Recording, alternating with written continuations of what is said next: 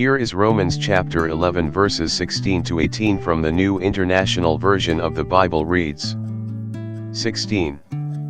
If the part of the dough offered as first fruits is holy, then the whole batch is holy. If the root is holy, so are the branches. 17. If some of the branches have been broken off, and you, though a wild olive shoot, have been grafted in among the others and now share in the nourishing sap from the olive root. 18. Do not consider yourself to be superior to those other branches. If you do, consider this: you do not support the root, but the root supports you. Expounding on these verses. The metaphor of the olive tree.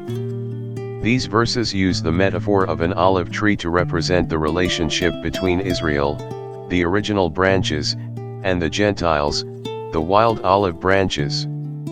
The root is often interpreted as the patriarchs of the Jewish faith, or even more fundamentally, the promises and covenants of God with His people. The holiness of the whole based on the first fruits. The idea here is that if the first part, the first fruits, is holy, then the rest is also holy.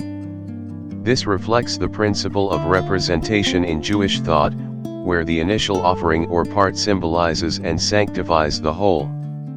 Inclusion of the Gentiles.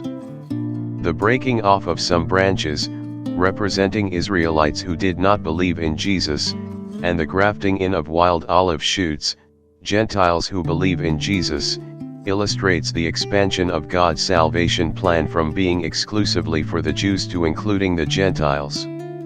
Warning against pride. Paul warns the Gentile believers not to be arrogant toward the Jewish branches.